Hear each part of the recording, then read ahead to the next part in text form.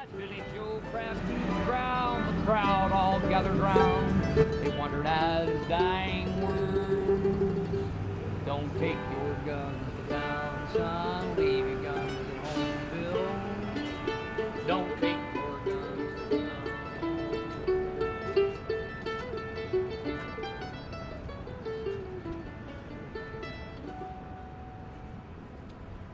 Thank you. Have a good day. You too. Welcome back to ILiveInMyTruck.com. It's been a while since I've actually posted any sort of video blog entry because I'm usually just filming Bill Inman and riding across country with that whole documentary project. We rode through downtown Nashville yesterday.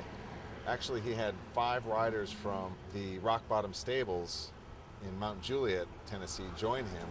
They even rode up the Capitol Hill, up the lawn to the state capitol, so it was a pretty cool scene. Meanwhile, here I've been around Nashville for about a week and I haven't even gone down and checked out any music.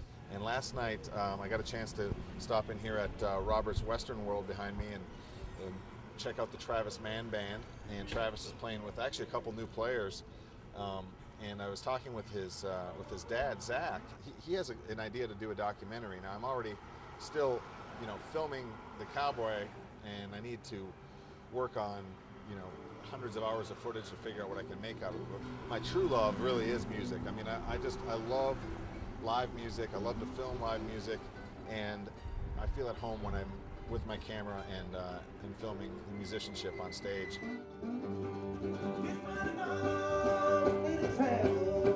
So his idea is to do a documentary about, Lower Broadway here in Nashville and what this scene is really like and how musicians, struggle just even to get bar gigs here in Nashville. And then from that point, you really want to get your music heard. You really want to have people to understand your songs. And, he talked about the musicianship here in Nashville is amazing. People can jump in and out of bands all the time because they're such pros. And a lot of times they're playing cover songs. But the idea is to be able to really graduate off of Lower Broadway and really make it big. But you have kind of a whole corporate music row thing where it's a money machine, trying to crank out an image and a brand, and I think it's less about the reality and the grittiness of the music as it comes from the streets and from these little bars up and down Broadway. So the idea is to just start filming and talking to musicians and filming their performances on stage, behind the scenes, and try to share what it's like to go through this process, to be writing your songs and trying to play them and get them heard. And I can kind of relate. I mean, I've never really thought of myself as an artist per se, but lately in the last couple of years of my life, I've been feeling this urge to get out there and create things, and that's what really drove me to the road. I'm really more comfortable just highlighting and showcasing other people's works and talents, and that's what gets me off really more, is to share with people. I mean, everything that I see, I enjoy life and I enjoy living it, and I'm happy to be out on the road filming this and that.